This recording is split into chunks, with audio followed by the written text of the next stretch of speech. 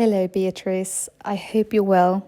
First of all, I would like to say huge apologies for the incredible delay in getting this back to you.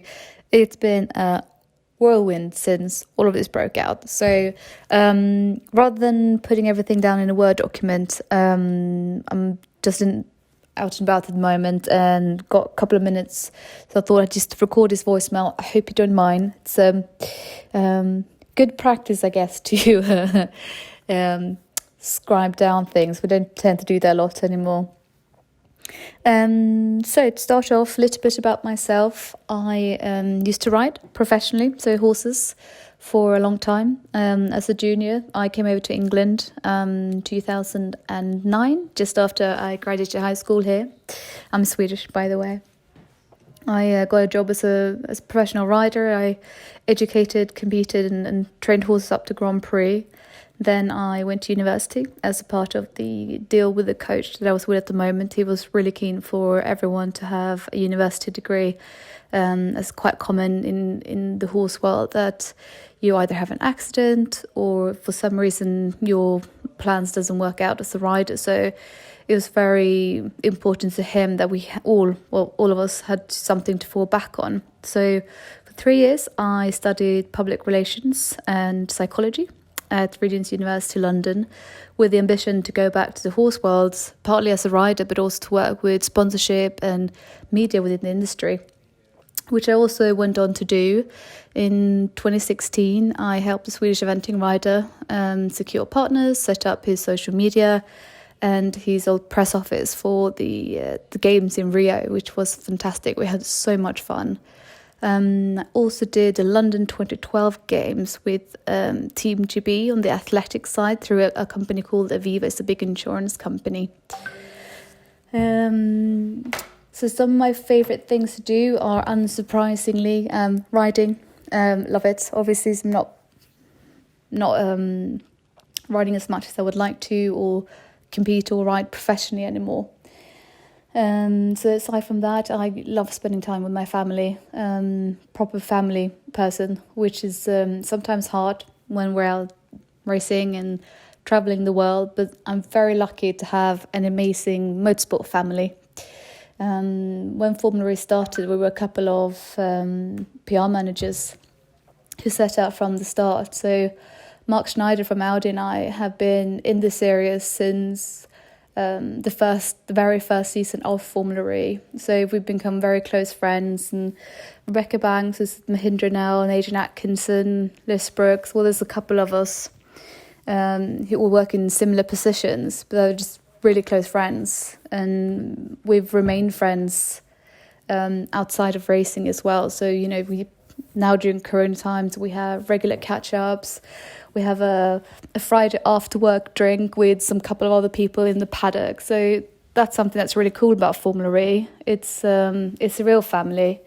It's really inclusive. There's a lot of new people coming in who sort of get scooped up and welcomed into our little family.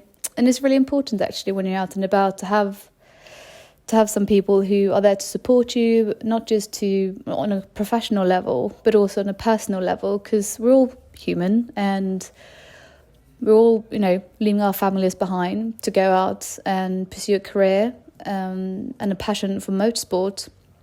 So it's really cool to have that sort of support network around you outside of your team, because as much as you love your team, you do spend a lot of time with them. So it's quite useful just to take a step out of that environment every now and then and come back with fresh eyes and hear what everyone else is doing, what they're thinking, and what, how they resonate to certain things, how they approach different questions that we have from the championship or from the manufacturers or the partners, whatever it might be, right?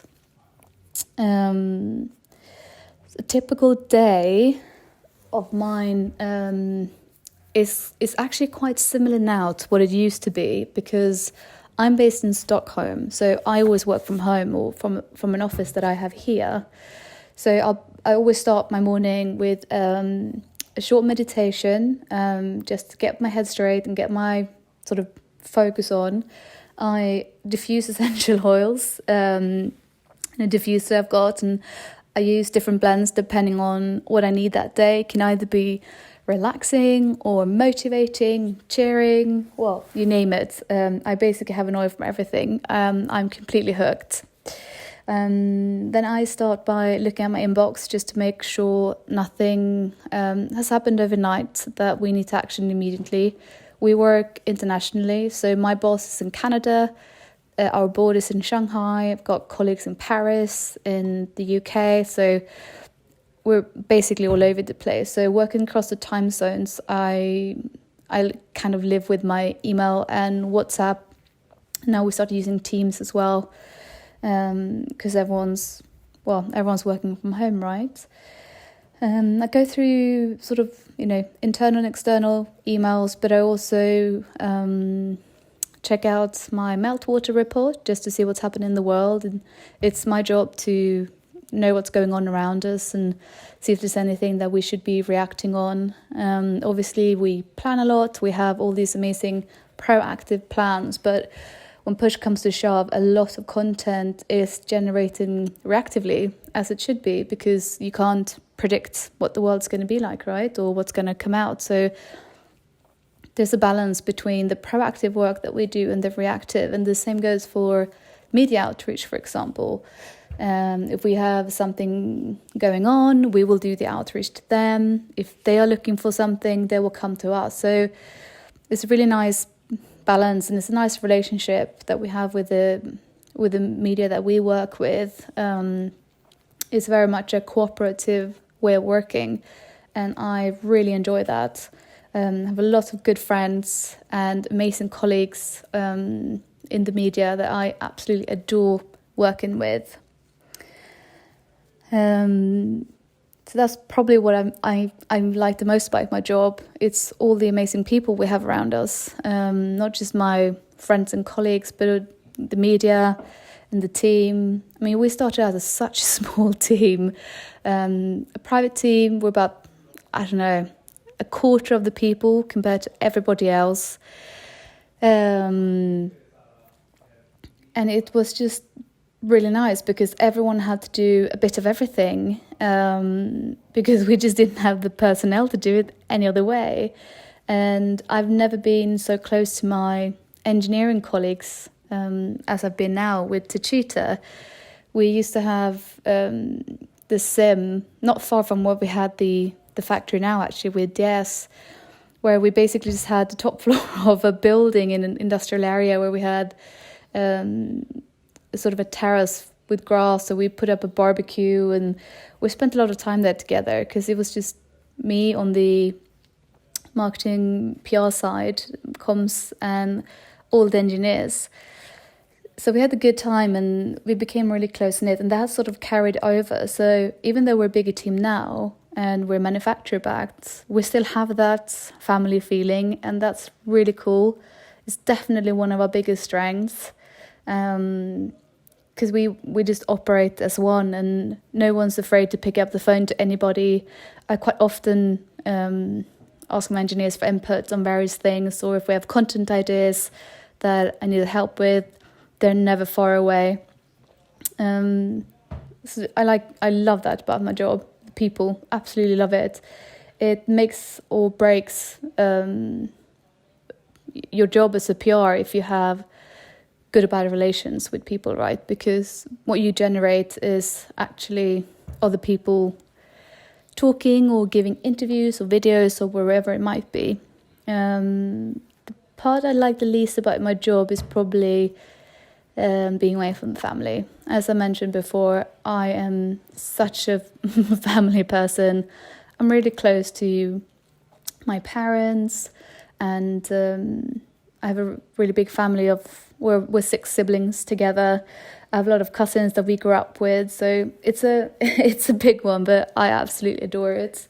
So that's the part. Well, leaving them is definitely the worst part about my job. Speaking about skills, what you have to learn and develop, it's definitely people skills. Everything else, or not everything, but a lot can be learned. It's definitely valuable to have a education in media or journalism, English, whatever it might be, because it is a big part of your job is writing. So content writing, creative writing, press releases, can even be drafting emails for executives or, whatever it might be. So that's a really good start. But public relations is, as it says in the word, a lot about the relations. And for a PR professional to be really successful, it's all about the relations and maintaining them and nurturing them and being available. That's another one that's really important. If you want to go into public relations and you want to have a 9-to-5 job, it's probably not the job for you. It's constantly being online. It's constantly being available. I try to look after all the people that are around me, that we don't work ourselves to death, because it's very easy to do so.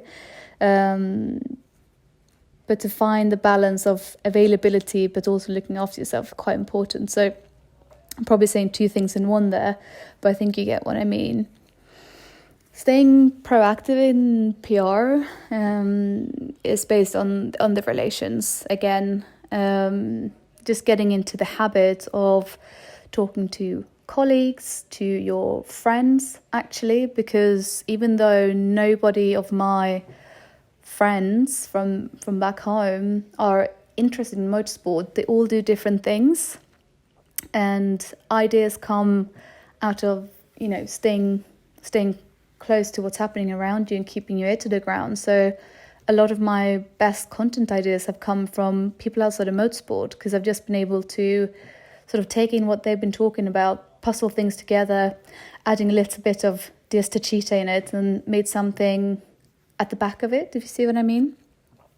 So that's a really good way of staying proactive. And then just getting into the habit of checking in with your colleagues and with the journalists, of course, because they're dependent on you for access, but they also the journalists I work with anyway, I shouldn't speak for everybody, do enjoy it when you collaborate on ideas and you approach them with things, because it's not easy to fill a magazine or an online digital magazine which always needs content frequently. So it's a nice work balance like that. I think I've given quite a few tips in there, but if anyone is interested in some more, do let me know, and we can do a webinar or we can do a live chat or whatever it might be. Always keen to help aspiring PR people or journalists or whoever it might be, and I promise you that I will be more available than I have so far. Again, hope this wasn't too long and that you got something good out of it. Do let me know if you need anything else from me, and take care of yourself. Bye.